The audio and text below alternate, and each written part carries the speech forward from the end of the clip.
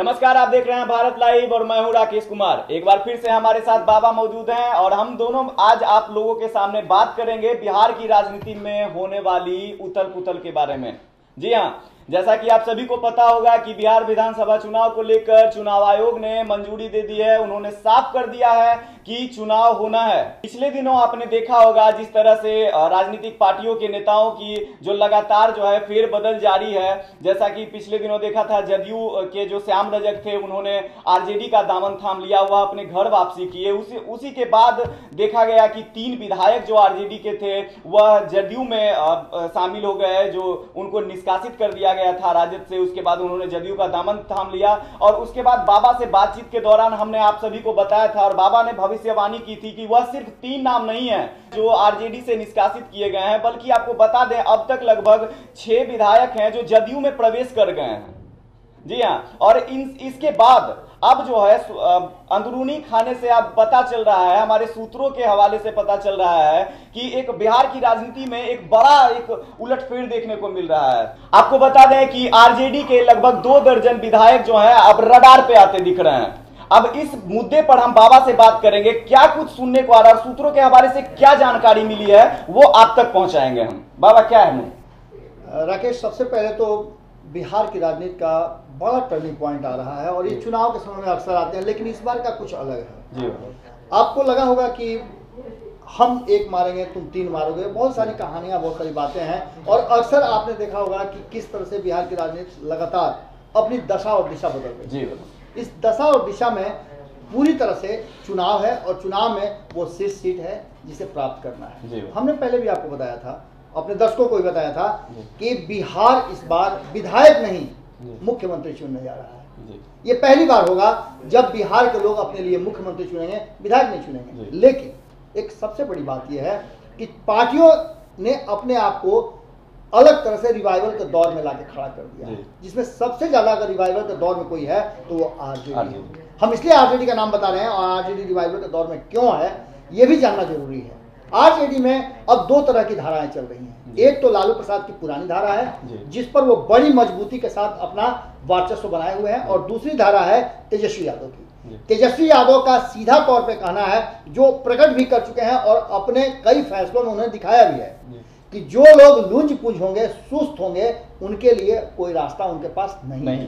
कई लोगों को निकाला गया पार्टी से, 3 लोगों को निकाला गया और कई लोग निकलने वाले थे क्योंकि उनकी क्रियाकलाप और उनके ऐसा कुछ चौंकाने वाला नाम नहीं है। आप महेश्वर यादव के नाम ले लें तो वो पहले से ही, आप चंद्रिका राय का नाम लें वो भी पहले से थे। इसके अलावा भी बहुत सारे, फराज फातमी का नाम ले लें, उनके पिता तो पहले ही 2019 के चुनाव में किस तरह से लोकसभा चुनाव में अलग हुए थे और उस समय से ही ये बातें चल रही थी फराज फातमी भी नहीं रहेंगे। तो ये कोई चौंकाने वाले नाम नहीं है। इन लोगों को पार्टी ने निष्कासित भी किया है।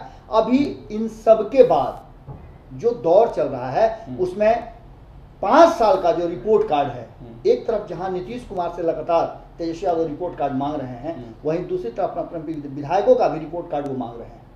आम जनता से सेंसस करा रहे हैं, आम जनता के बीच में भेज रहे हैं और हमारे मतलब कि मीडिया घरानों के द्वारा जो सर्वे रिपोर्ट दिखाया जा रहा है, जो विधायकों का ग्राफ दिखाया जा रहा है, उसके आधार पर भी पूरी तरह से मंथन का दौर जारी है। साइबर टीम बैठी हुई है और ये देख रही है कि कौन सा विधायक क्या कर रहे हैं। कई विधायकों का फोन हमारे पास भी आता है कि हमारा ग्राफ क्या है, आपने हमारे विरुद्ध ऐसी खबरें क्यों चलाई हैं। तो हम आपको बताना चाहते हैं कि आपने जो काम किया है, आपके क्षेत्र की जनता जो कह रही है, हम उसी के आधार पर, मेरा कोई भी विचार नहीं होता है, भारत लाइव कोई भी विचार आपको नहीं देता है, कोई हमारा व्यक्तिगत आपसे दुश्मनी नहीं है।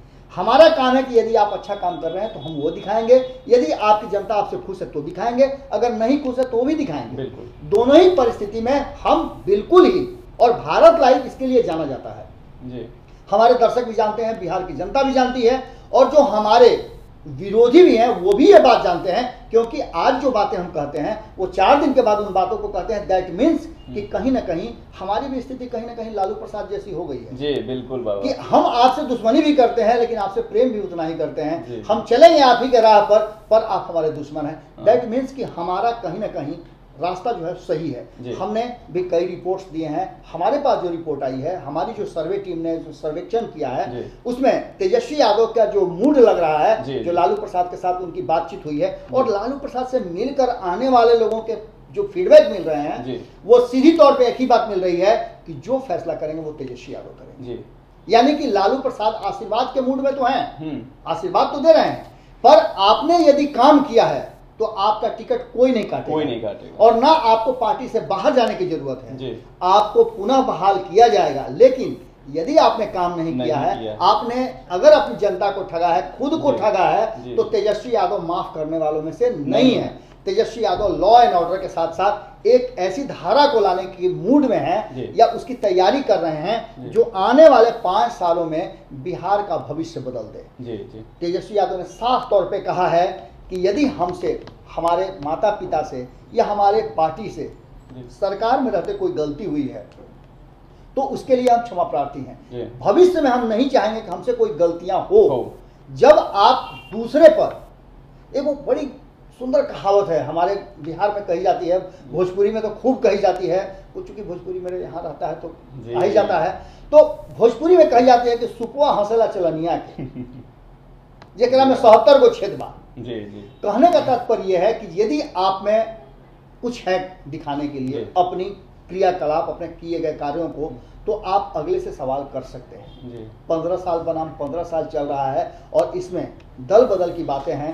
हमने शुरू में आपको बताया था, जैसा कि राकेश ने बताया था कि लगभग 2 दर्जन लोग रडार पर हैं, 6 लोग तो ऑलरेडी विदा हो चुके हैं, 6 सीटें आरजेडी की खाली हो चुकी हैं। इस पर नए लोग आएंगे, निश्चित रूप से आएंगे और अब इसमें 20 लोगों की, लगभग 18 लोगों की और सामत आने वाली है, रडार पर है। जी बाबा, एक चीज इससे साफ हो रही है कि कहीं ना कहीं जो ये 20 विधायकों, जो 2 दर्जन लगभग विधायक हैं, उन पर जो तलवारें लटकी हुई है, तो कहीं ना कहीं जो पीछे वेटिंग लिस्ट में बैठे हुए हैं विधायक, वो टिकट का वेट कर रहे हैं, तो उनके लिए कहीं ना कहीं एक बड़ी अपॉर्चुनिटी, बिल्कुल अपॉर्चुनिटी है। राकेश साहब बिल्कुल अच्छी बात कर रहे हैं। और आपको बता दें कि इसके पीछे जानते हैं कारण क्या है? इसके पीछे कारण है कि जो 30 सालों में बिहार ने दंश झेला है, वो 25 साल का युवा जो राजनीति को बहुत करीब से देख रहा है, वो ये महसूस कर रहा है।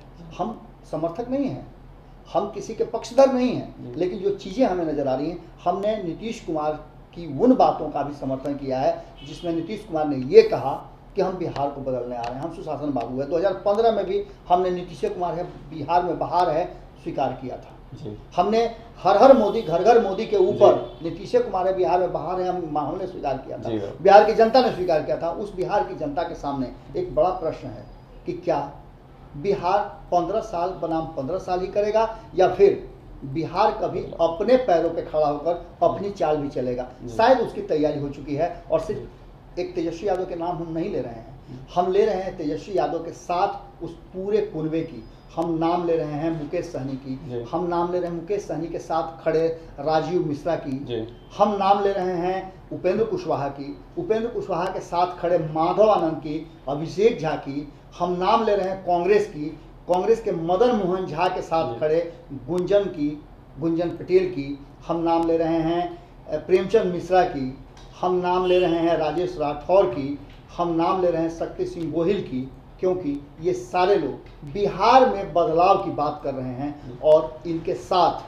कहीं ना कहीं तेजस्वी यादव लीड कर रहे हैं। सिर्फ हम आरजेडी की बात नहीं कर रहे हैं, और भी कई दल हैं जिसमें विधायकों का ग्राफ यदि कमजोर है, आपका प्रोफाइल यदि इस 5 सालों में विधायक रहते हुए कमजोर हुआ है, तो आप ये मान के चलिए कि इस बार आपको टिकट नहीं मिलने वाला है। अभी भी वक्त है आपके पास, आप अपने प्रोफाइल को मजबूत कीजिए और ये दिखाने का प्रयास कीजिए, या हो सकता है कि आपने किया भी हो पर वो बातें आपके सुप्रीमो के पास तक नहीं पहुंची हो, तो आप पहुंचाएं और बताएं, अपनी जनता के साथ न्याय करें, इंसाफ करें, वरना भैया आपके टिकट पर ग्रहण लगने वाला है। जी हाँ बाबा, टिकट पर ग्रहण लगने वाला। और एक बात साफ हो गया है कि जो है 2 दर्जन विधायकों पर तलवार लटकी हुई है, जो निशाना अब उन पे लगने वाला है। तो खुशखबरी उन लोगों के लिए है जो वेटिंग लिस्ट में बैठे हुए थे, अब जो है फ्लाइट उड़ान के लिए तैयार है। अपनी अपनी सीटों पे बैठ जाइए, सीट बेल्ट बांध लीजिए और तैयार हो जाइए 2020 के बिहार विधानसभा चुनाव में उड़ान भरने के लिए। फिलहाल के लिए इतना ही। अन्य खबरों के लिए लगातार देखते रहें भारत लाइव। धन्यवाद। बढ़ाएं अपना कदम सक्सेस की ओर शिखर करियर इंस्टीट्यूट के साथ। शिखर करियर इंस्टीट्यूट पूर्वी भारत में एकमात्र कोचिंग संस्थान जो एक्सक्लूसिवली है मेडिकल एंट्रेंस एग्जाम के लिए।